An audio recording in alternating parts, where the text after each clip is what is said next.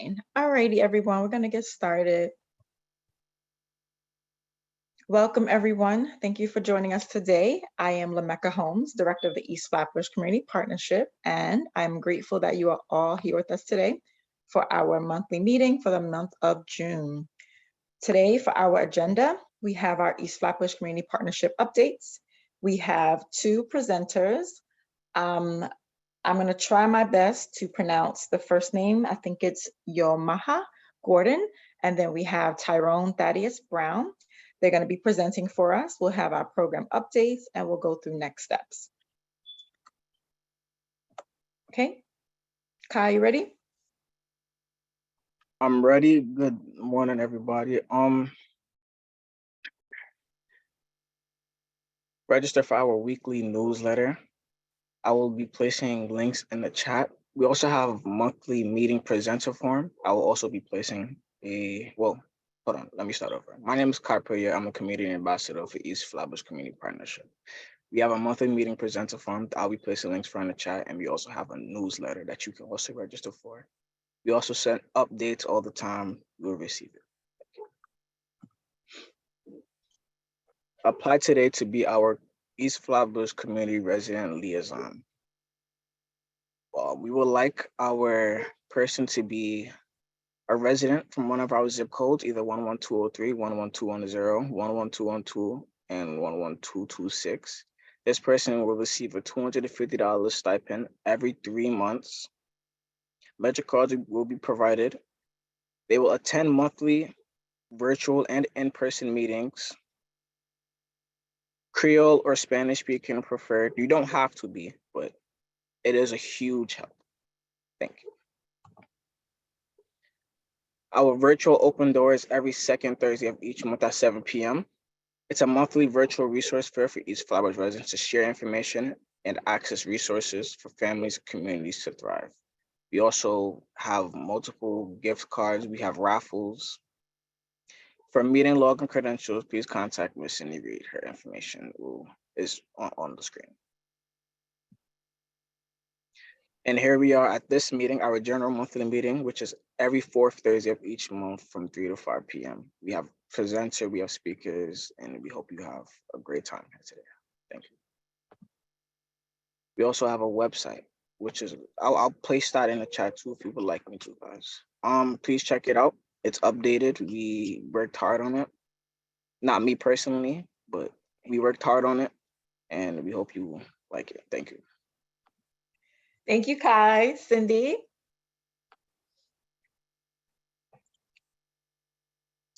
Good afternoon, everyone. Community organizer Cindy Reed here. On June 3rd, we hosted our annual Main Street Appreciation. The event was successful due to collaborating partners such as Bed-Stuy Bid, Health Start Brooklyn, Early Intervention, Level Up Urgent Care, Bedford-Stuyvesant Family Center, and Brookdale. These partners made it possible for free haircuts, massages, Foot Locker cards, food, and much more available for the men that day. In addition, men were connected to social services and heard encouraging words from guest speakers concerning financial literacy and violence. Here are some pictures from the day.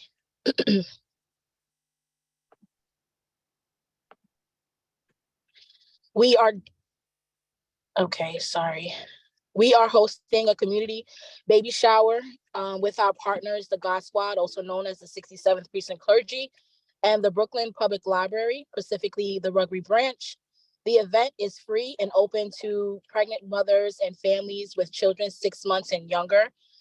The afternoon will feature a parenting workshop, story time with an author and her written children's book, Lego brick building activity, giveaways, raffle prizes, and also parenting related resources. Please share this opportunity with your network if you haven't done so. We'll place the flyer and the registration link in the chat. That's all for past and upcoming events. Thank you. Thank you, Cindy. Just a reminder, feel free to put your name in the chat. Let us know where you're coming from, if you are a resident of East Flatbush or if you are a service provider. And we are going to move on with our agenda. Edlin, are you ready? Yes. Good afternoon, everyone. My name is Edeline. I am the administrative assistant for the East Flatbush Community Partnership. And now I will be presenting the first speaker. The name will be Yomaha Gordon. Hopefully I am pronouncing it correctly. She is from the Maternal and Infant Health Program. Program coordinator, and it's the Caribbean's Women's Health Association. So right now she will be speaking to us today.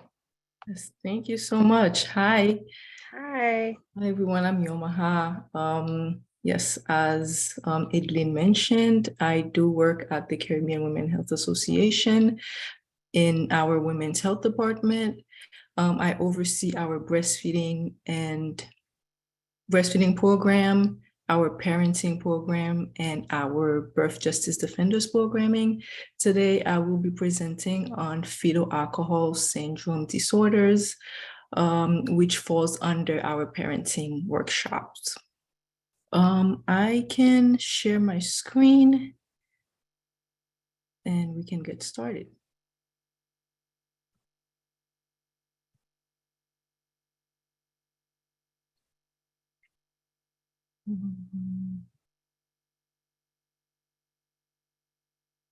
All right, can everyone see this? Yes. Okay, perfect. All righty, so today we are presenting on the fetal alcohol spectrum disorders, which are brain injuries.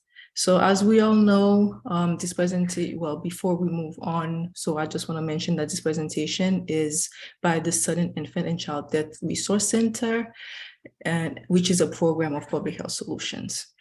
We all know that alcohol is obviously dangerous to pregnant individuals, but sometimes, we hear people say, well, I'm not really sure of how exactly it affects a baby. So that's exactly what we will discuss today. We will see the different ways that alcohol can impact the baby's brain, the development of the baby, and these, issues, they continue on into adulthood. So fetal alcohol spectrum disorders, it's an umbrella of terms that cover a group of conditions, 5 to be exact, that can occur in a person who was exposed to alcohol before birth.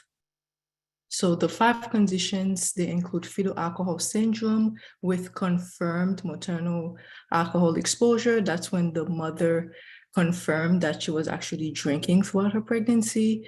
Fetal alcohol syndrome without confirmed maternal alcohol exposure, which is when the baby presents all of the signs, but the mother has not confirmed that she was drinking during pregnancy.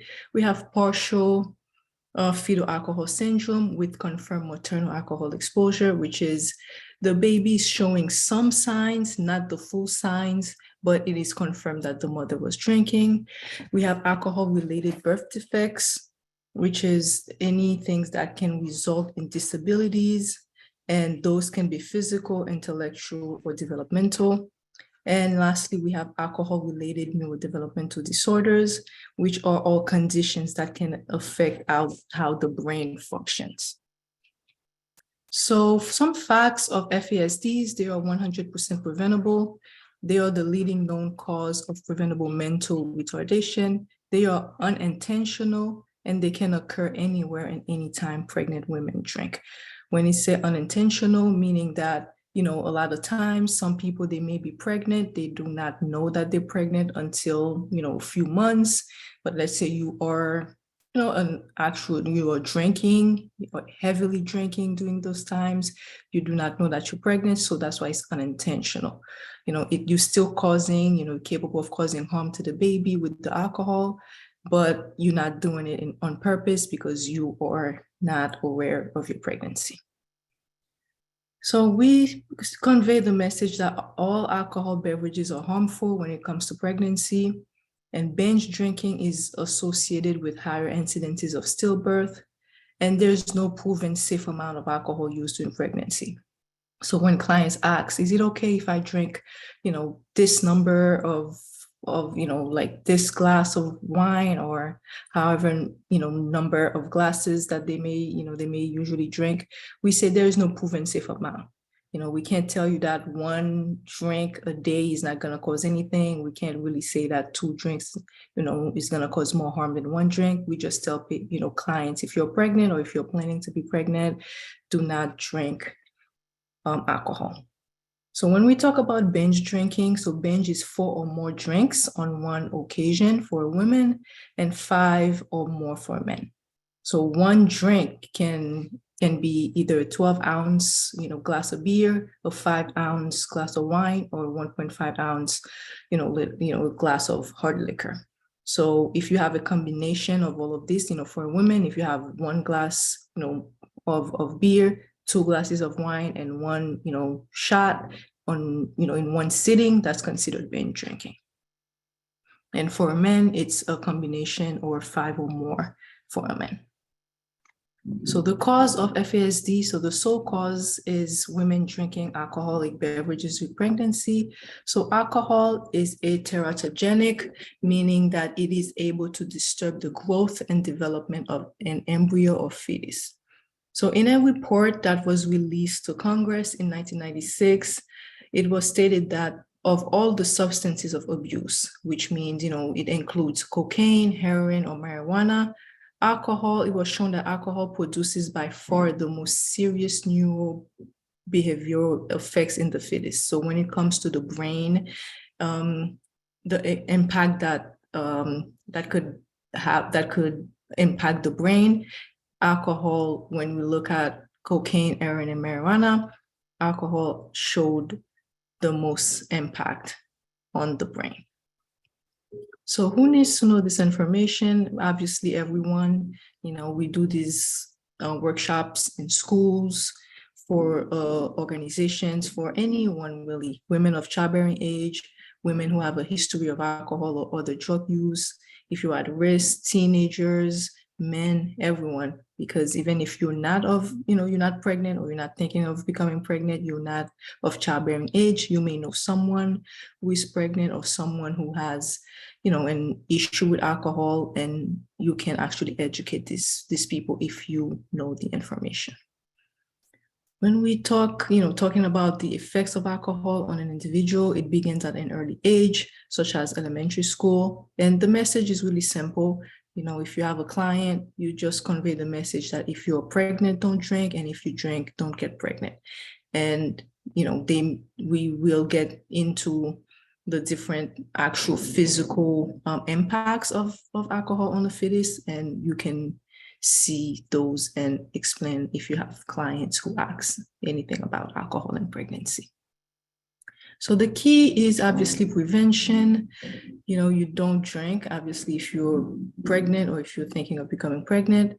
And, for all women of childbearing age, if you go to your physical or to the doctor, it's routine if they could ask in a non-judgmental way, about your alcohol intake. They could use tools such as the TACE. The TACE is a screening tool of 4 questions that are significant identifiers of risk drinking. So it really literally talk about your alcohol intake if it is sufficient enough to potentially damage the embryo or fetus. So causes of FASD, so during the first trimester of pregnancy, alcohol interferes with the migration and organization of the brain cells. Heavy drinking during the second trimester, particularly from the 10th to the 20th week, it seems to cause more clinical features, and we will touch on those clinical features in a little while, than any other time during the pregnancy. And during the third trimester, the hippocampus, which is in the brain, is greatly affected, which leads to problems with reading and math. So at any stage of the pregnancy, alcohol can already start impacting the baby. So some physical abnormalities, when we look at the eyes, it could cause cross eyes, poor vision, optic nerve abnormalities. For the ears, it could cause sensory issues, hearing loss, ear infections. When we talk about mouth and the jaw, dental problems, dysfunctional movements of the tongue and the larynx. When we talk about skeletal defects, the baby could come out with missing bones, club foot, hand, and finger deviations. Some, for the organs, the baby could have some heart problems, genital abnormalities, malformed or missing kidney. And in terms of tactile or sensory deficit, they could be hypersensitive to sound, taste, light, and smell. And it also impacts their immune system in terms of allergic reactions, and they are very susceptible to infections. So obviously, again, the amount and that a person is drinking during pregnancy will result, can vary, and obviously these conditions can result, can also vary. Some babies, they may be born depending on how much the mother was drinking. They could just have just a few of these problems, but if the drinking was really heavy all throughout the pregnancy, then they could have a whole lot of these problems that are here on the screen. So alcohol obviously kills a growing brain, and it causes lifelong brain damage. So this picture is really showing you a normal brain, quote unquote normal brain of a baby that's 6 weeks old, and a brain of a baby that has an FASD. So this baby, the mom was drinking during pregnancy, the baby was born with an FASD. You could see they're both 6 weeks old. You can see the vast difference in size when it comes to the brain. So this 6 weeks old baby have a much more developed brain than this baby that was obviously drinking, hence, the killing of the brain and the brain damage. So some primary disabilities that people with an FASD could have include lower IQ, impaired ability in reading, spelling, and math, lower level of adaptive functioning. They could, when it comes to secondary disabilities, they could have mental health issues, they could have disrupted school experience, trouble with the law, inappropriate sexual behavior, confinement in jail or other treatment facilities, alcohol and drug problems, which is a cycle.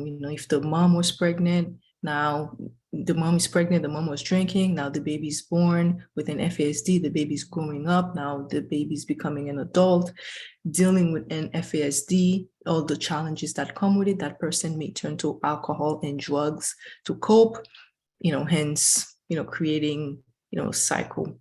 And dependent living, which is a big one, which ties to an employment problem. So imagine if you have mental health issues, or if you have brain damage, it's not as easy to get a job, and meaning that you would be dependent on your parents, on your families for basically the rest of your life. If you have mental health issues, your brain is not developing as it should, you could be 40, 50 years old, and you're still not able to function normally in society in terms of taking care of yourself. So you become very dependent on your family. So again, some other things include loss of family, increased substance use, and premature death. So when we talk about the dysmorphic features to diagnose fetal alcohol syndrome, we look at these images right here. So when we see from 1 to 5, so it shows this, how severe it can get. So this is a Caucasian child and an African-American child. You can see at the bottom, this is, pretty much on the normal scale of a child without an FASD. Then it moves to number 2. And then for number 3, it's getting a little more obvious that these children, they were exposed to alcohol, and these, it becomes a little severe. And here it's the severe, the most severe case. So you could see the smooth philtrum. So the philtrum is between the nose and the mouth. You can see it's really flat. There's no groove, as opposed to this picture. You could see the groove between the nose and the mouth and the upper lip, but here it's very flat. And also the upper lip is very thin. You could see here for number 5, as opposed to number 1. So that's when those are the different things that you could use to determine the level of exposure to alcohol. So some other things to look at when diagnosing fetal alcohol syndrome, you have the low nasal bridge. So the nose is very low. You have some minor ear abnormalities. Again, the philtrum that I talked about, the no bridge, between the nose and the mouth, it's really flat. The thin upper lip, you have a short nose. Again, the flat face, the jaw is really, really short as well. So those are some things that you could, that are obvious, that besides, behavior issues, besides, mental health and the actual, size of the brain, you can actually see physically some of the impact. Again, you could see there is also a spacing, between the eyes, a larger amount of space between the eyes. The nose is a little flatter. The upper lip is very thin and no bridge in between.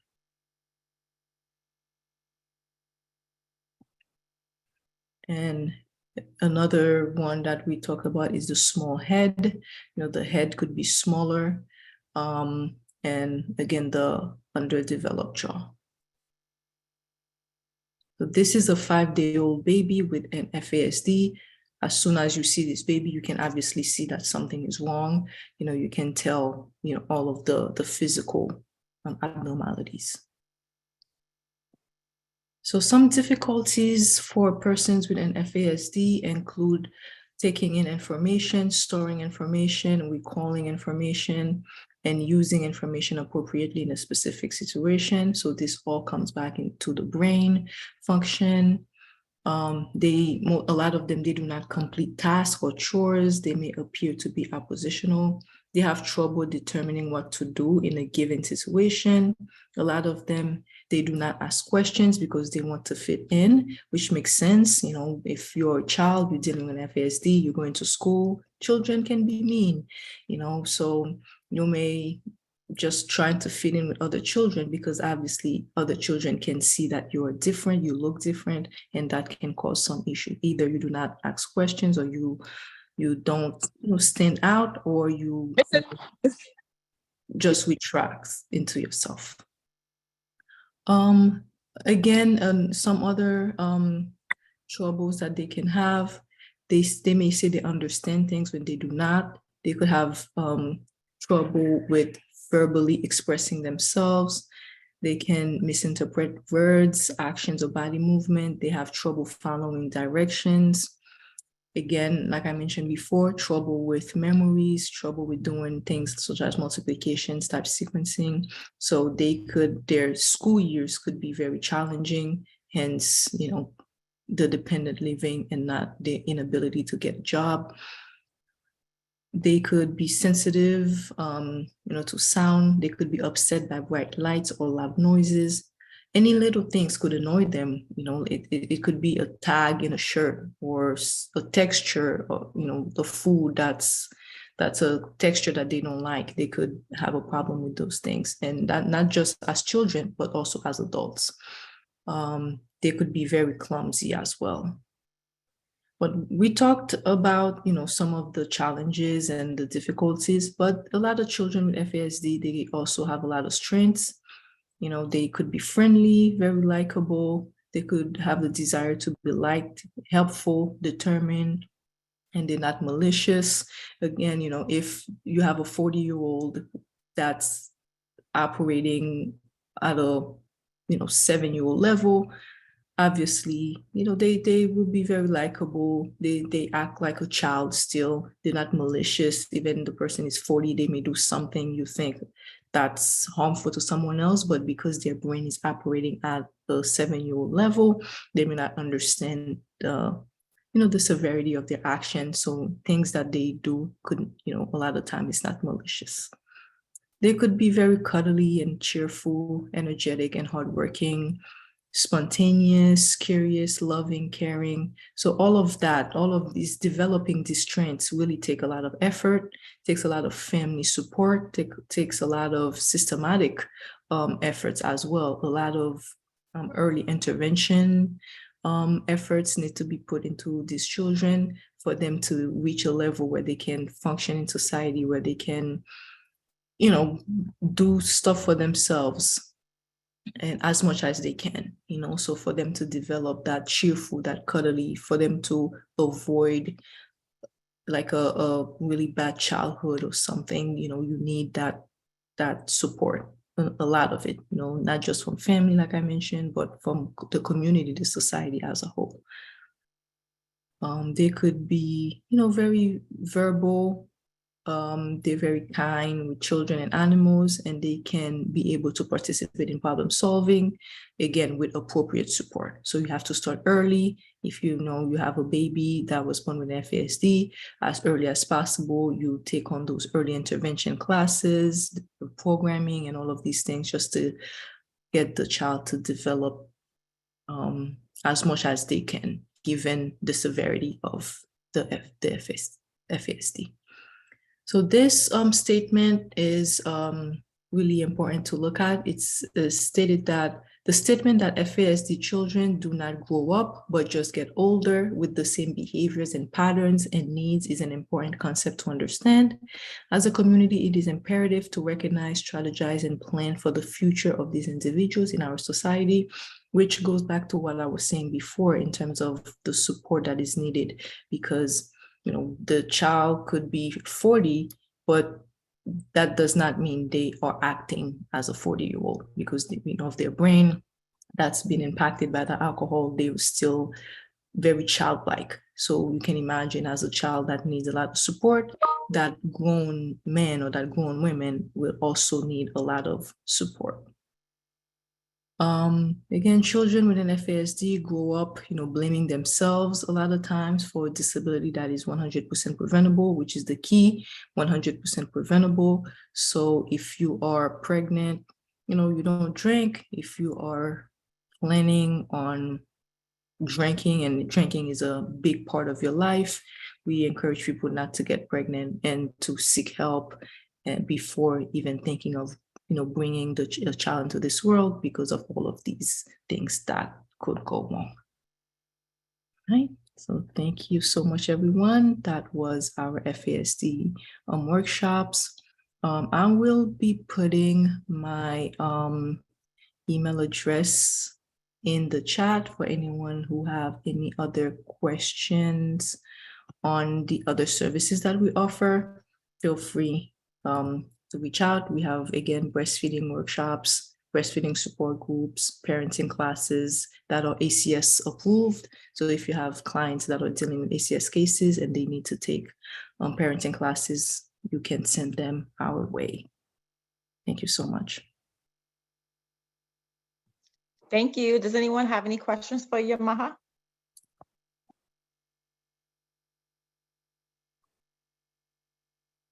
I just wanted to say that was very informative. I never really realized the different physical effects on children when they were exposed to alcohol as a baby. So that was very eye-opening. And I just had this thought, so I'm going to ask it. I don't know if you have the information, but so you mentioned sometimes how, as an adult, although the adult might not be malicious, they could do things that are harmful just because of their developmental level not being as strong. So do you know of any cases where something like that happened, but the person was able to be found not guilty because of this?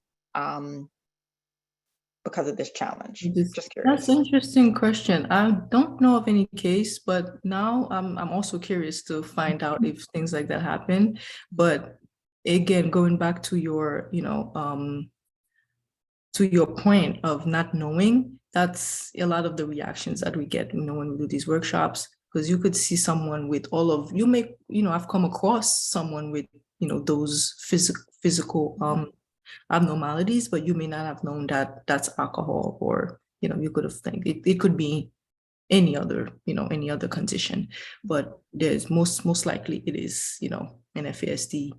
And I will actually now do that research to see of cases, like legal cases on the legal side of things, of cases where if someone in FASD has done something criminal or something like that, if they were able to not get charged or something. So that's definitely something that you've given me to look forward to researching. Thank you. Does anyone have questions? Tyrone has his hand up. Okay, Tyrone, feel free to unmute. Yeah, thank you. Thank you for the presentation. When you laid out the some of the symptoms for fetal alcohol syndrome, with the exception of some of the physical symptoms, like some of the other symptoms that you presented seems to overlap with autism and ADHD. So is it a situation where fetal alcohol syndrome can cause those things, or is it a situation where they're distinct and the doctor or medical provider would have to, like, do a diagnosis, differentiate, let's say autism or ADHD from person with fetal alcohol syndrome? Because some of the symptoms seem to overlap with a lot of those. Mhm. Yeah, that's Um, exactly right. When in terms of these conditions that could be behavioral, or in terms of going to the doctor, a lot of those things, they overlap. Like you said, it's a matter of crossing out things that don't apply. The doctor would have to do the testing to determine and what's at play. And if it's fetal alcohol syndrome, if you rule out it's not autism, if you rule out it's not ADHD, and you speak with the mom and the mother says, yes, I was drinking for 3 months or 4 months or however amount of months, then the doctor can make that diagnosis that yes, it is fetal alcohol, and it based on the different physical abnormalities, they can go ahead and make that diagnosis. You're definitely right. Thank you. Mm-hmm. Okay, any other questions? Okay, thank you so much. We're going to move on to our next presenter. I'm just going to pull up the slide. Okay, Diane? Yes. Good afternoon, everyone. I have the pleasure to thank you, Yamaha, for that presentation. Very informative, very eye-opening. And now I'm going to go and do what I'm supposed to be doing, presenting the next presenter.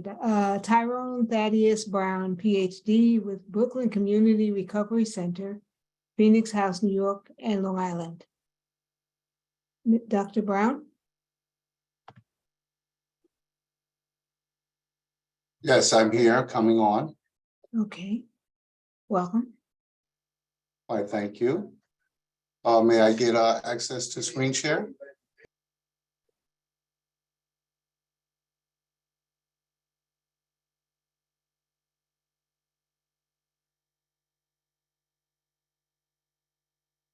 You have access now.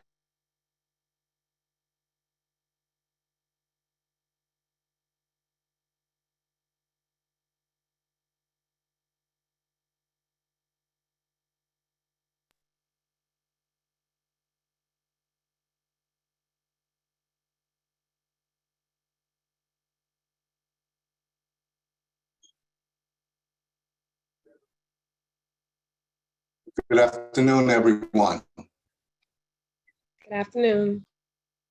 Thank you to you all, especially the East Flatbush Community Partnership for inviting us today from the Brooklyn Community Recovery Center of Phoenix House to present. Today's presentation is going to be on self and community awareness and wellness. And my name is T. Thaddeus Brown, and I am program coordinator here at the Brooklyn Community Recovery Center, located at 20 New York Avenue, Brooklyn, New York, between Fulton Street and Herkimer. We also have another location across the street at 1368 Fulton Street on the 4th floor, suite 427. So like I said, today's topic is going to be on, and here's the agenda, it's going to be on self and community wellness. And so I'd like to just do a quick icebreaker. And You don't have to respond to this openly, but I'd like everyone just to consider how well are you taking care of yourself?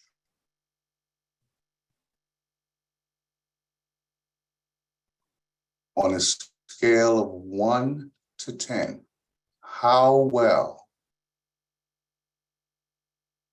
do you feel that you're taking care of yourself? Would you like everyone to respond or put it in the chat? Folks can put it in the chat if they want to, or just, think about that within themselves.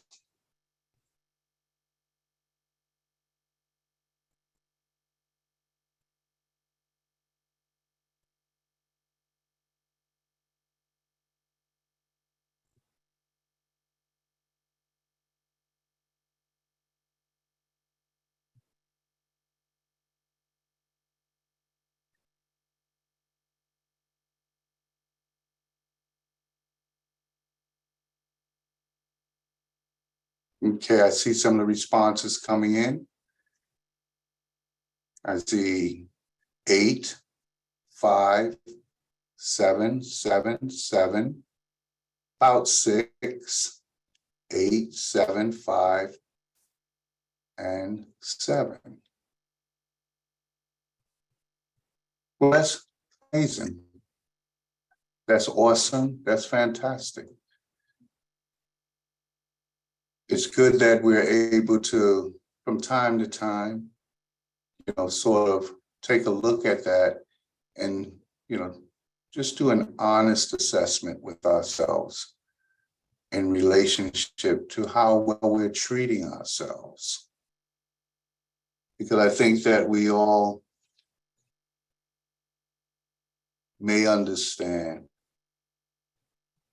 just how important it is to take care of ourselves in relationship to being there for others.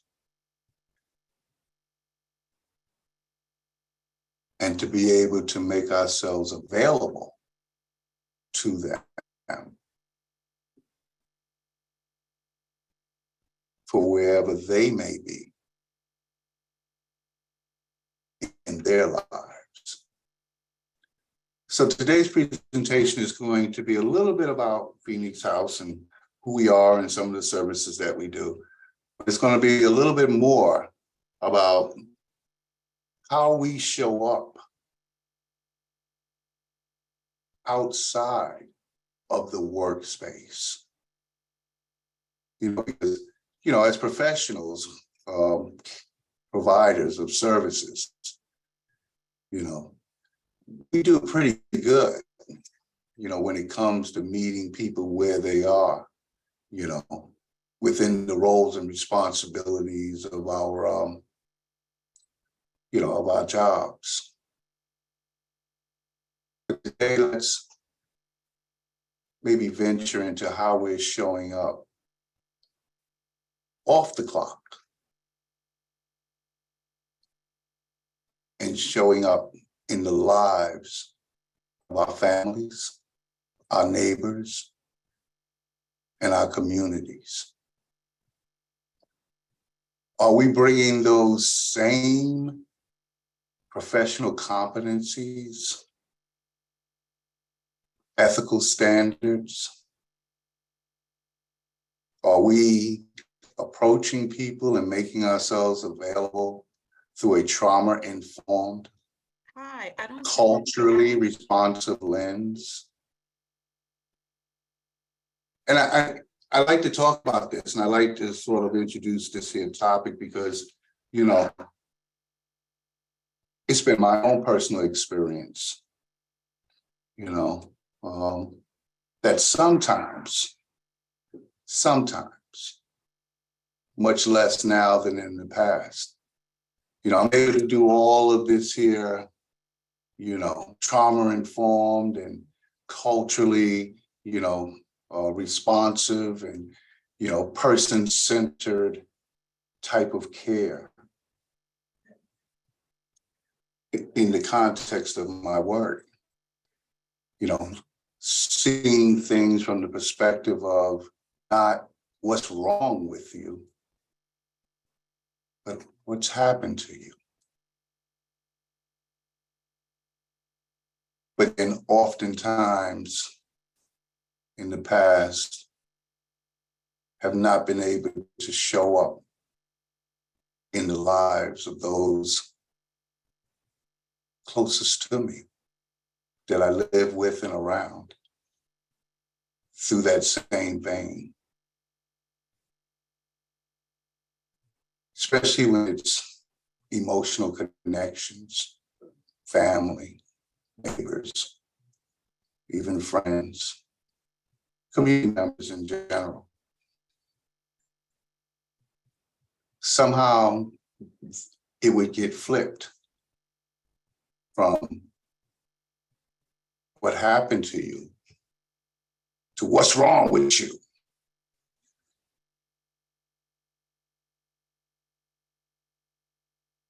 You know, and coming to understand that, you know, if part of my professional role and responsibility is to uphold and adhere, promote and foster, and champion, you know, that oath of do no harm, to meet every person with dignity and respect, compassion, empathy, but somehow there is a difference between being able to do that automatically without even thinking about it in the workplace with total strangers, but then falling short on that practice outside of the workplace. Has anybody else, and you don't have to share this openly, maybe just, you know, think about it within yourself. Can anyone else relate to that dynamic of somehow not bringing that trauma-informed, empathetic, compassionate approach to those outside of the workplace? And certainly you don't have to share anything openly, but just think about it. If you've experienced that, if you're aware of that,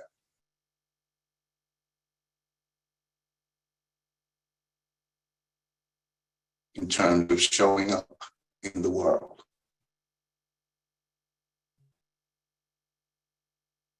And if so,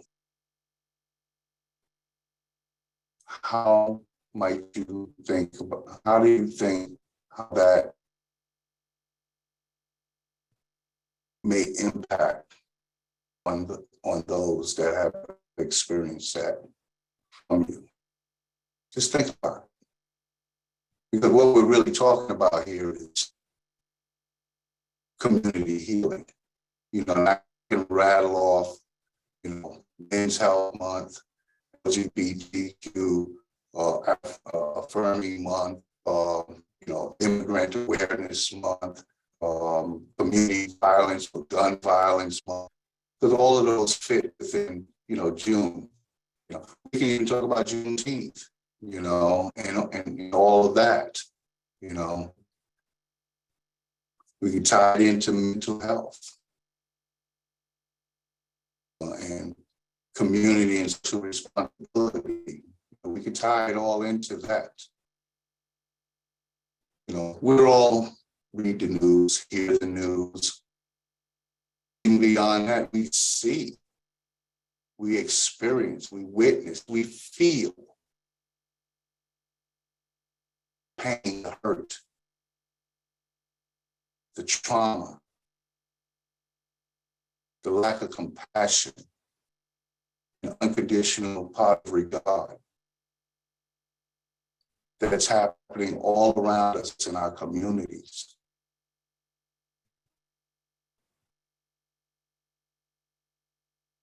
And so,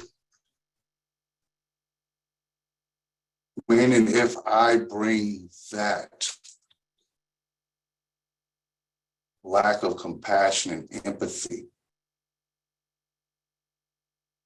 and unconditional positive regard, not condoning behavior, not enabling behavior and or attitudes, but when I don't show up outside of the workplace, utilizing those same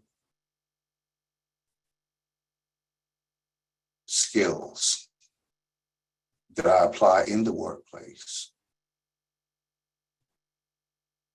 then am I being a part of the community problems, or am I being part of the solution? And that's rhetorical. That's something for all of us to sort of look at within ourselves.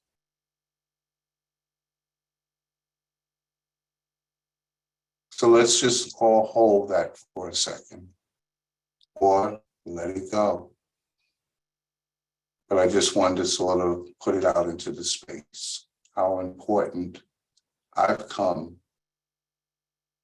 to become aware of that it is that I show up in every area of my life as best as possible, utilizing these same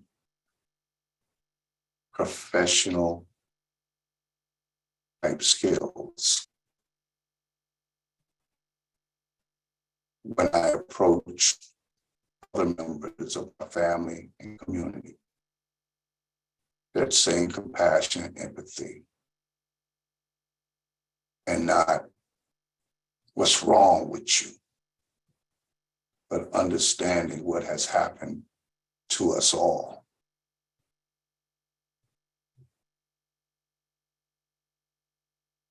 We've all been impacted by just an array of historical, compounded, and complex trauma. And this is not specific to any one particular group. I'm talking about humanity as a whole.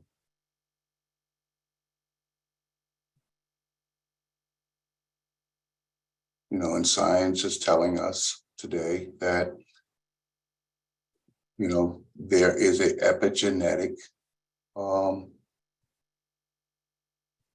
there's an epigenetic impact of historical intergenerational trauma that flows through all of us.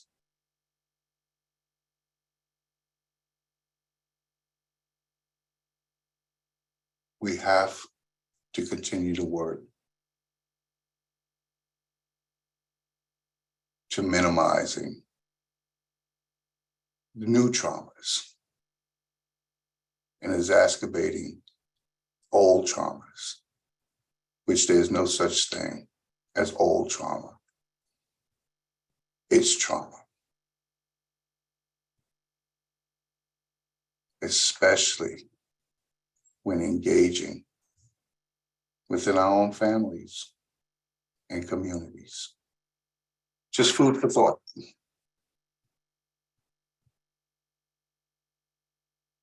Here at the Brooklyn Community Recovery Center, Phoenix House, New York, where we have 9 facilities, including the Brooklyn Community Recovery Center. We have 9 facilities across Brooklyn, Queens, and Nassau and Suffolk County. Our commitment is to justice, equity, diversity, and inclusion.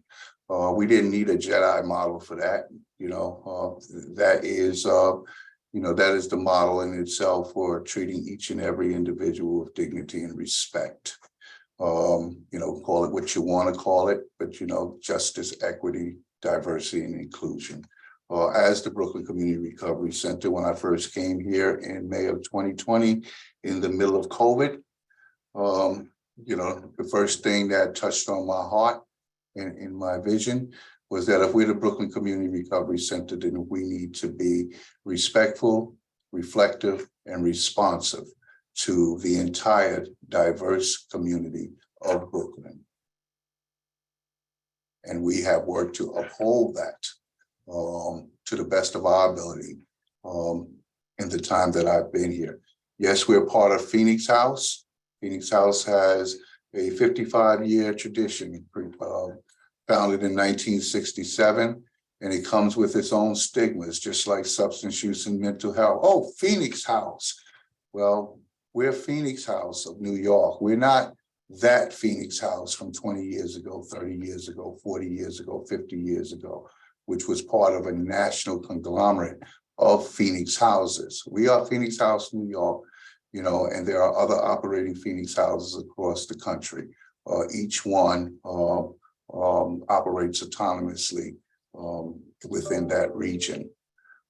So we're the new Phoenix House, and we are working diligently internally in terms of our culture, and our structures, and applying, the tools to support us becoming a more Jedi conscious and practical organization.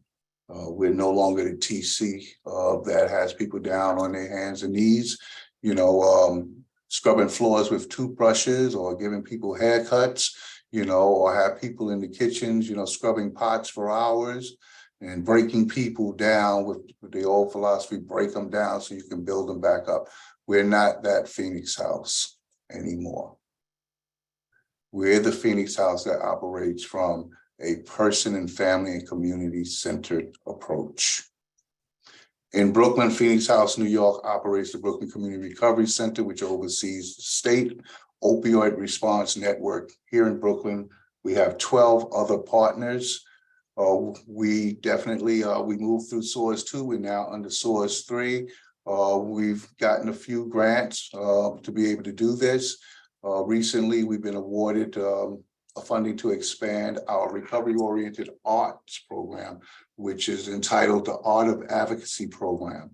We'll be creating opportunities for other agencies and community members across Brooklyn to engage in different types of art, creative arts workshops, and different types of holistic wellness activities that are associated with creative arts, et cetera, et cetera. And this is all going to lead to hopefully, a very comprehensive and collaborative festival later on down the line within the 3-year time period. We're in the hub, we're right here in Bed-Stuy, but again, we're reflective, responsive, and respectful of all of Brooklyn. We maintain a 820 substance use disorder residential treatment program, a 190-bed facility in Long Island, Queens. We also have an outpatient clinic there. We have a community mental health residence and a mental health pros program in Springfield Gardens and Brentwood, respectively, under dual OMH and OASIS licensure. We also have a residential facility in Harport, Long Island, for both men and women with a specialization in veterans services.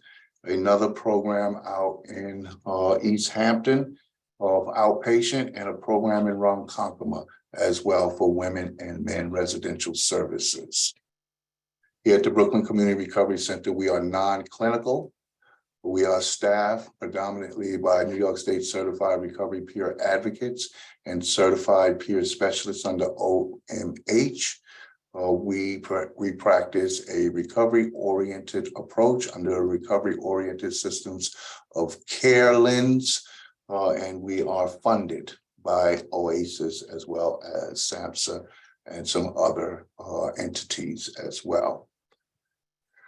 So, like I said, we've been around since 1967.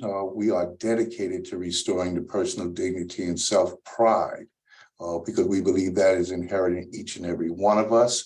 And that just sort of goes back to what I was speaking to earlier. That goes beyond just the workplace, but in every life that we encounter. The Brooklyn Community Recovery Center is here in Bed-Stuy. We're open Monday through Saturday. During the week, 9 a.m. to 8 p.m., sometimes a little bit later, and Saturday, 9 a.m. to 3 p.m. And we roll out a number of programs during the course of the week, and I'll show the calendar shortly. This is the model that we follow, the OASIS and/or SAMHSA Wellness Wheel. It sort of counteracts against what's known as the socio-ecological system, and all of those forces on micro, macro, meso, and macro levels that impact upon individuals, families, and communities, as well as the social determinants of health.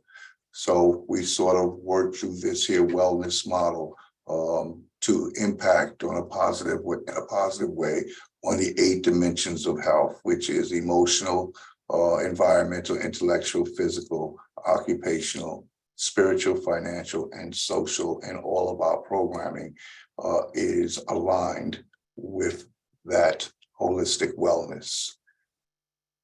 Recovery is considered to be a process of change through which individuals improve their health and wellness, live a self-directed life, and strive to reach their full potential. We believe in this approach. We believe that everyone should have the right to self-determine and self-define whether they are in recovery and how they choose, to the process they choose in their recovery. Because we know that for as many pathways there has been across time in humanity, to persons coming to a point where they have a desire to change. We also know that that's just as many potential pathways of recovery there may be. And we're not just talking about substance use and mental health recovery. We're talking about that trauma that I mentioned earlier. We're talking about life.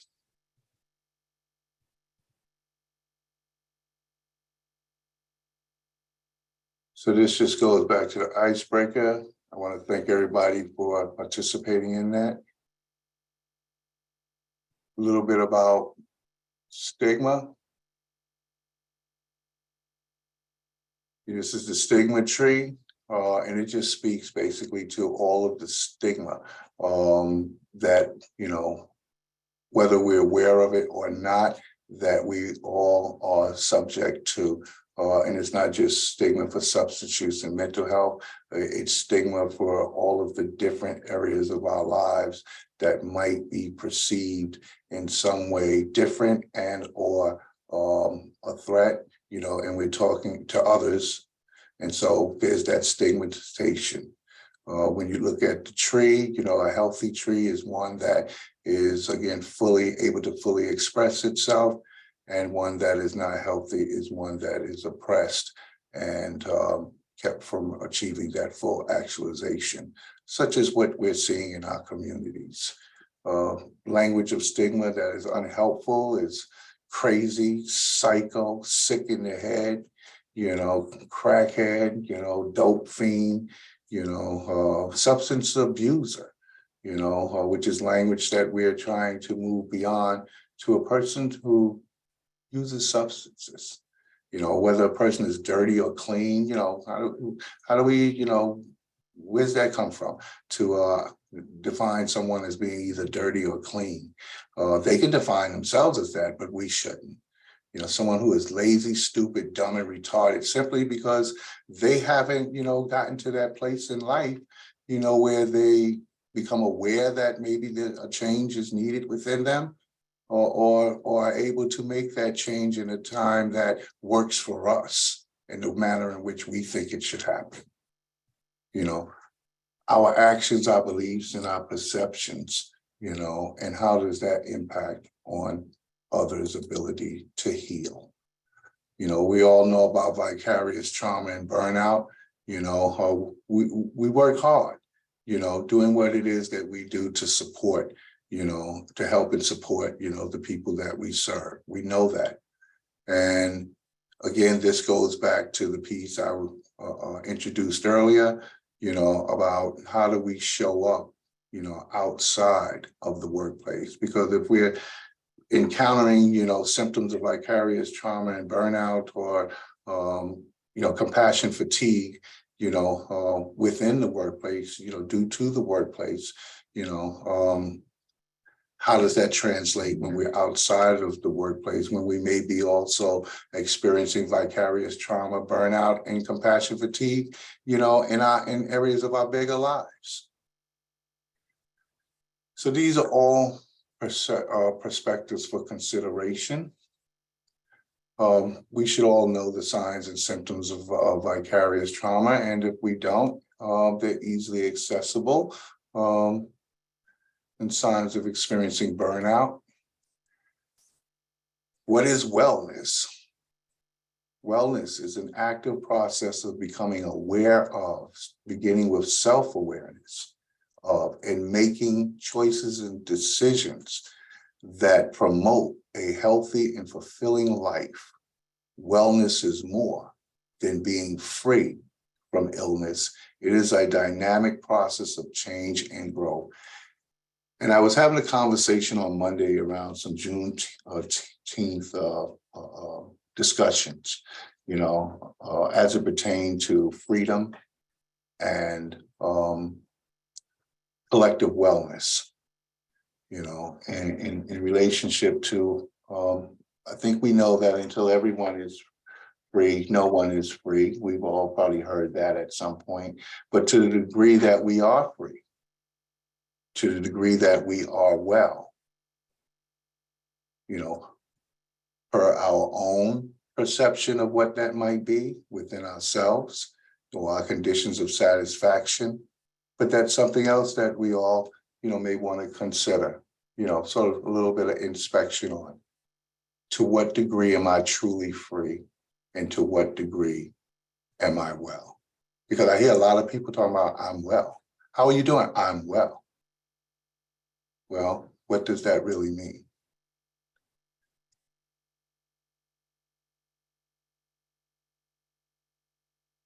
And again, this is the wellness wheel in two more versions. Some of the groups that we do here, we do workforce development, training, and supporting, certified recovery peer advocates through the foundational training, and then preparing them through workforce development and skills enhancement, wellness and support programming, job prep, and helping to get them onboarded into positions, peer professional positions here in the 5-borough area and Long Island. We have a training coming up next week, starting on Monday, 8 days of training.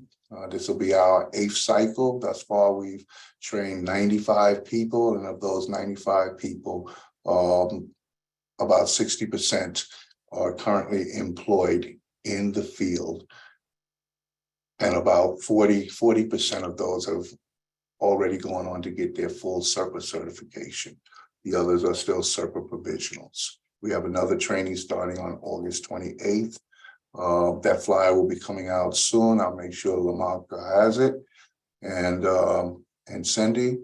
And for anyone that is interested in getting that training and working towards becoming a certified recovery peer advocate, which can translate to becoming one specialized in families and veterans as well.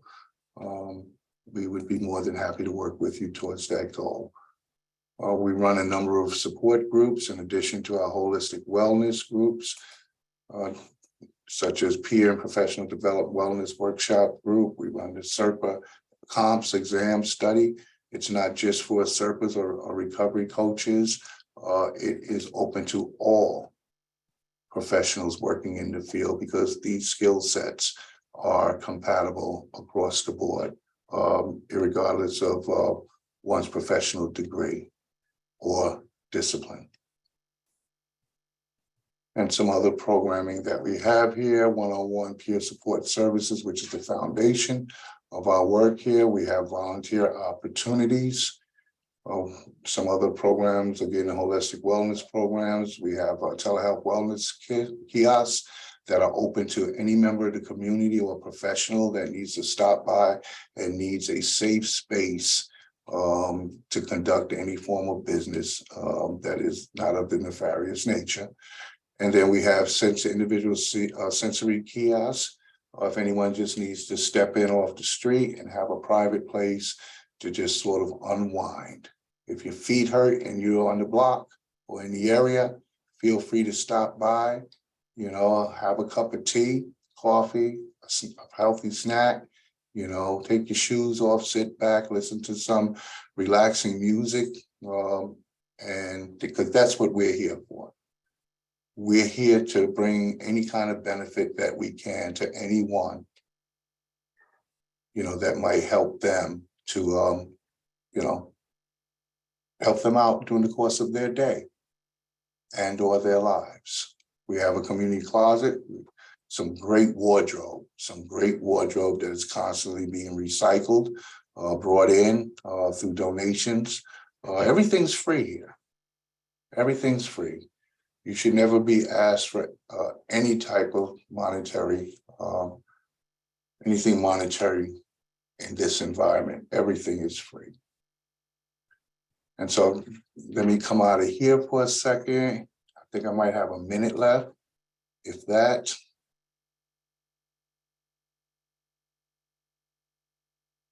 I just wanted to show our calendar.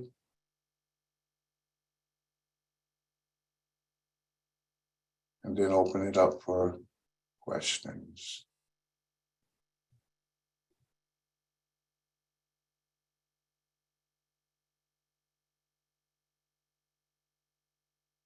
And so this is our calendar on our Brooklyn Community Recovery Center site.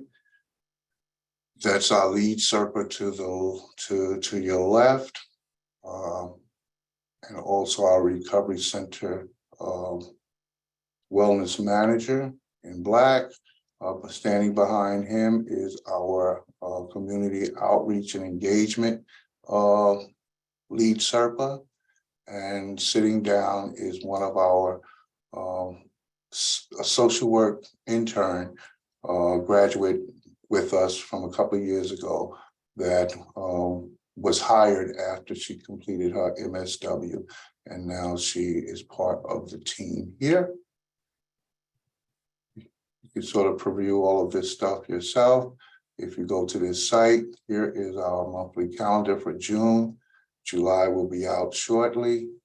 And as you can see, these are our standing core groups from Monday, Tuesday through Friday and Saturday.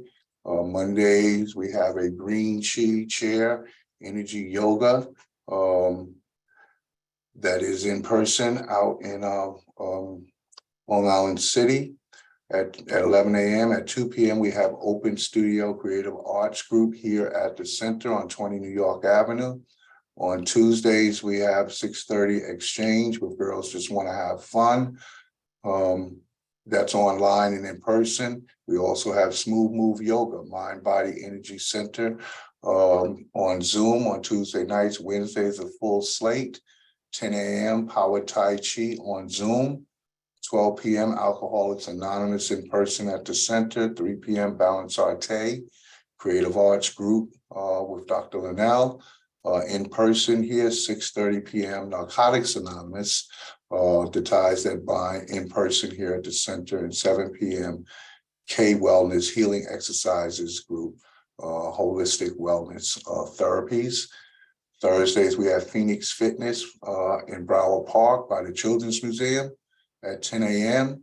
We have a 12:30 Fiber Arts. People make their own clothes here and everything, you know, as part of that program.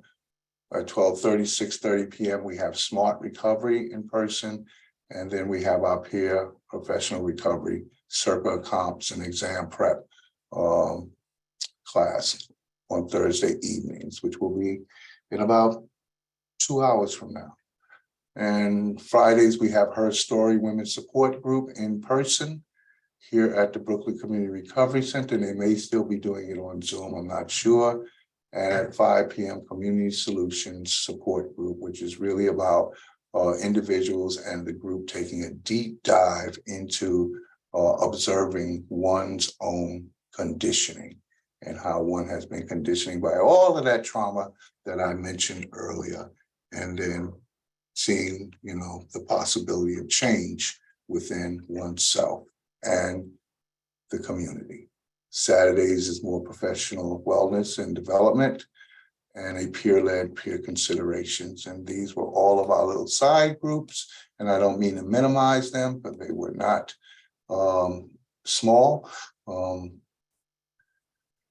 We did Father's Day, 3 Father's Day activities this month, including help to sponsor free haircuts, 60 free haircuts for fathers and child this past Saturday in collaboration with Love and Loyalty Community Violence Interrupters and Classic Cuts over on St. John's in Kingston.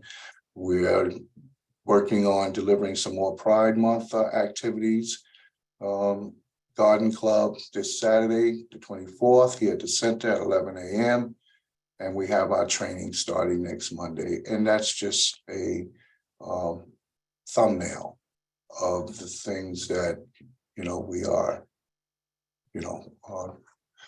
offering. So I'll put my contact information in the chat and hush my big mouth. And, if time permits, I'll take any questions. Thank you, everyone. Thank you so much. Does anyone have any questions?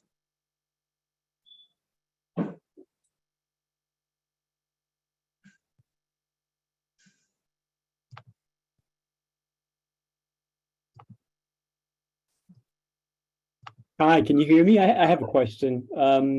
Thank you for the presentation. I was just curious, do you also service teenagers? Great question. We're not licensed to provide direct services to anyone under 18 years of age, but we do indirectly support youth and children through our prevention and recovery partnership programs, such as Strengthening Families program and the Positive Parenting Triple P program. We work with these prevention groups, Archdiocese, as well as Children's Aid.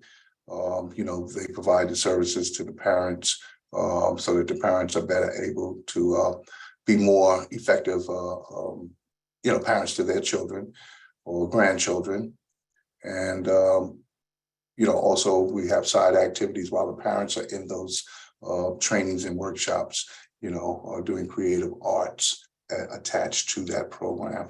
And then, dinner and things of that nature, but no direct services to anyone under 18, if that sort of answers your question. Thank you. You're welcome. Thanks for the question. Any additional questions?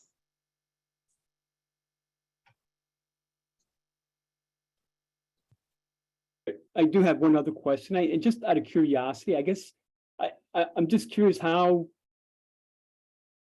in terms of treating folks at your center, now with the legalization of marijuana, I guess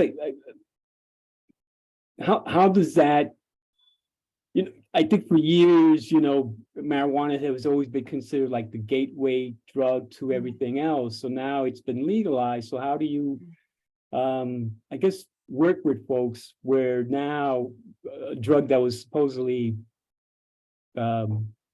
considered not so much dangerous, but but that can lead to something more. Now it's more open into the community, it's starting to be more accepted. So are you asking, how do we, okay. So first of all, we don't treat anyone here. We don't provide any clinical services here at the Brooklyn Community Recovery Center. We will connect them to and or refer them to the appropriate resources, services, based on level of care through our referral, teams here or SERPAs. So we don't treat here. Now, as far as anyone is welcome here at the Brooklyn Community Recovery Center, whether they are under the influence or not, so long as they are not a threat to themselves or others, or disrupting the environment. All right, we don't turn anybody away. We don't turn anybody away, period. We work with anyone. So anyone, can cross the threshold, walk into the center and say, hey, I need help, or hey, can I have a cup of coffee? Or hey, can I get something, some clothes, right? We're gonna meet them where they are. Because that's what we do as human beings. We consider, the doorway, to not just be a doorway, but a pathway to what's possible for that person.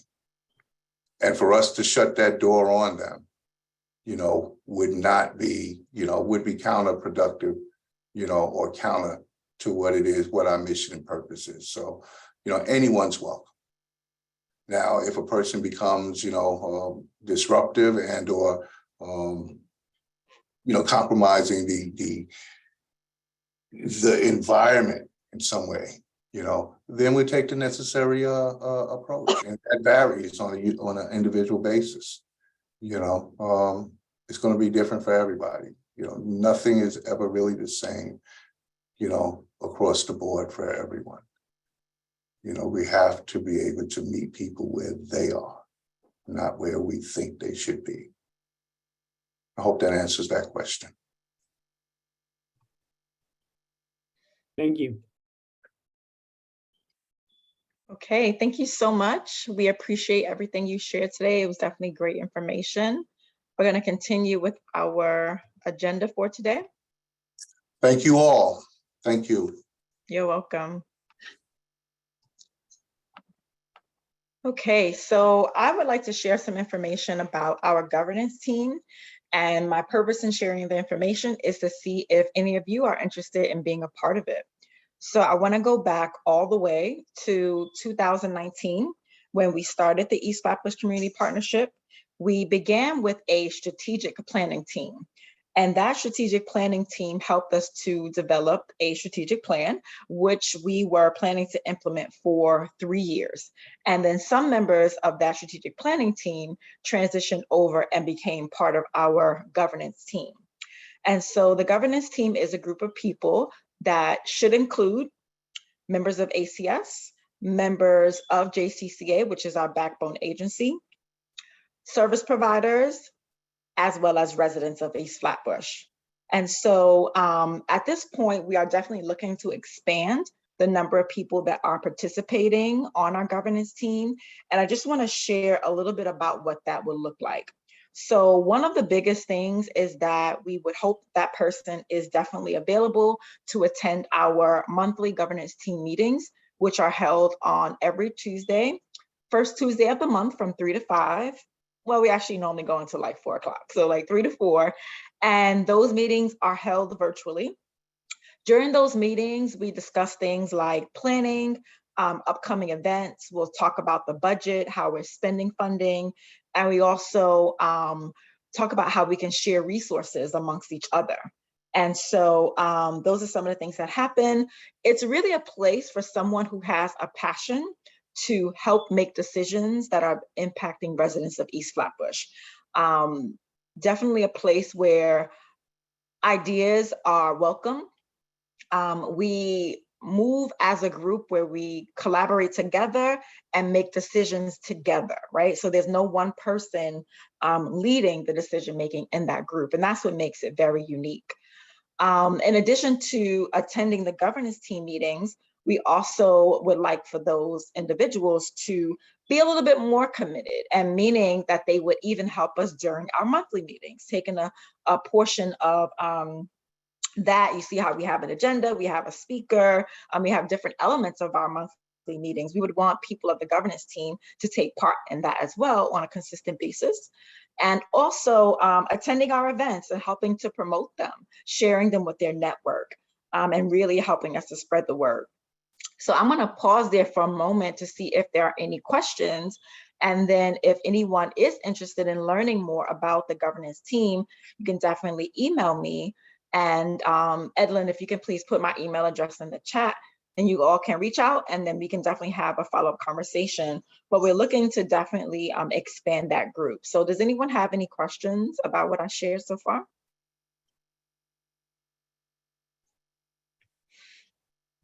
And I am actually going to check something really quickly.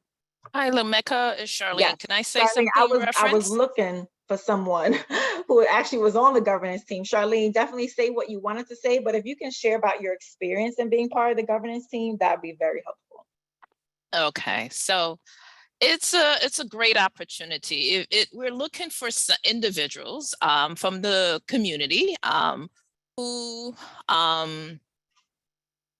wants to make a difference in what's shared out, and to make sure that the community is aware of a couple of things. It doesn't have to be, it could be if you have a younger one in your adult that you know of that could, looking for experience and being a part of a team, making decisions, for change.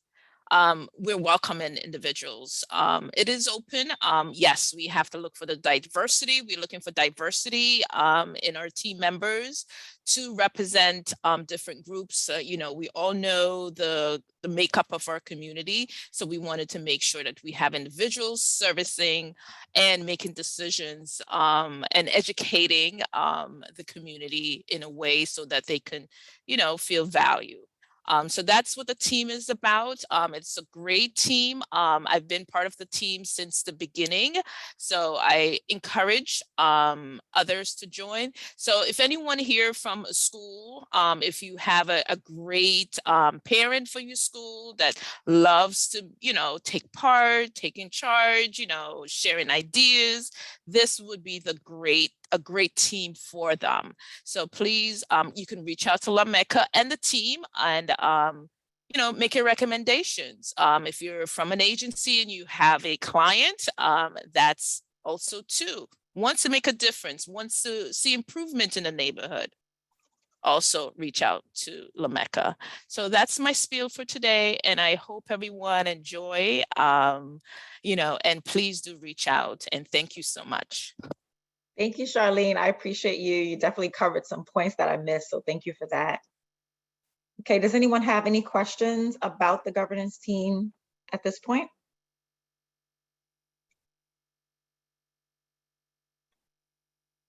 Okay. All right, so now it's time for program updates. So I'm going to stop sharing for a moment. And this is the opportunity that you all have to share with us about what's going on in your world. You can talk about events. You can share about any upcoming things that you want us to partake in. I know sometimes beyond events, we'll have workshops that may be available for people to attend. So you can definitely share about that too. If you do want to share your screen, just let me know and I can make you a co-host to do that. So feel free, unmute, and it's program updates time. I don't want to, I know this is Charlene Gordon again from the New York City Department of Health. I'll be really quick because I see some hands up. So just to let everyone know, we offer webinars and trainings in person and virtually. So tomorrow we have this wonderful webinar. It's open to everyone in the community. It is learning about another city agency, which is New York City Department of Buildings. We'll be talking about some community engagement activities of what they do. When to call the DOB, when you have concerns, complaints, etc. The person will be going over that, and knowing your rights as a tenant. Some laws are in place. So for you to know, we have these, webinars every month, and it's to learn about environmental health. And I believe last month's meeting, I talked about, or share some background as far as environmental health and how it's impacting our neighborhoods. So for us to improve our neighborhood, we are having these webinars. So it's free and you get a certificate for joining us. So thank you. And I'll put my information in the chat. Thank you. Thank you, Charlene. Kenya, would you like to share? Hello, everyone. My name is Kenya Cummings. I'm from the organization I Am Care Being. I would like to share some upcoming program we have. We actually have on Hilo Plaza. It's Humana on Hilo Plaza. So it's a wellness exercise group that is catered towards seniors. That will be beginning June 29th. So feel free to share. I'll share the link to the Eventbrite in the chat. We also have coming up 2 events at Brooklyn Botanic Garden. One is Jazz for July. That is on both are on July 20th. They're just at different times. One is from 6 to 7. The other one is from 7 to 8. And we do have some more upcoming programming for Steel Pan Day. Hopefully the weather will not mess that up. It's supposed to be on the 25th at the Prospect Park Leopard's House. I will share all of those links in the chat, so feel free to come out.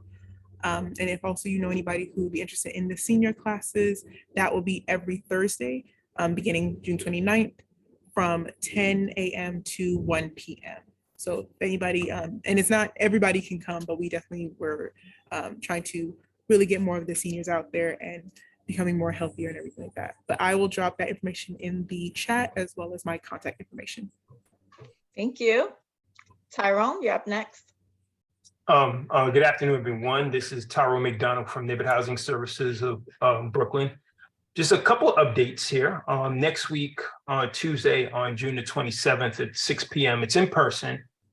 We are having our first time home buying seminar, and that's going to be at Citizens Bank at 2145 Ralph Avenue, between Avenues K and L. Don't despair. I will put it, I would attach it in the chat. Also want to remind you that Neighborhood Housing Services of Brooklyn, in conjunction with Grow Brooklyn, also offers estate planning services. Any individuals, is free of charge, have interested in preparing a will, power of attorney, want to know what those instruments are, healthcare proxy, and so forth and so forth. You can always call our office and we'll set you up for an appointment. And also on a monthly basis, we are providing estate planning workshops. All right. And lastly, also a reminder that on Sunday, the June the 25th, is the last day to vote for the People's Money initiative. And various community boards have different initiatives where they're voting on. So you can actually, voting is open up to individuals who are 11 and up, and your residential status does not matter. All right. And also posted in the chat the link for that. But I just want to let you know that at NHS Brooklyn, we are offering paper ballots. So if you have a paper ballot, you can actually pick one up and drop one off at our office at 2806 Church Avenue. But I also will post a link to vote for the People's Money Initiative. I think it's up $50,000, and they have like 5 different initiatives in which you get to vote for, and you can vote for more than one. All right. So thank you, and I turn it back over. Tyrone, I have a question. Do you all Sure. assist with setting up a trust also? No, we don't deal with trust because trusts are a little bit more sophisticated. All right. And we don't have, as far as the attorneys, they're not versed in trust. So basically it's just like wills, power of attorney, living will, healthcare proxy, and so forth. Thank you. No problem. Okay, anyone else have any program updates?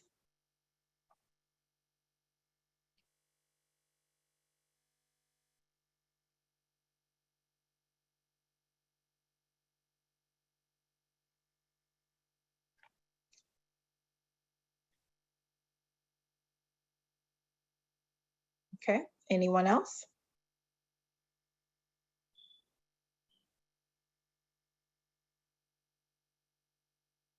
Okay, I'm gonna ask one more time. Anyone else have any program updates? All right, so we are going to wrap things up for today.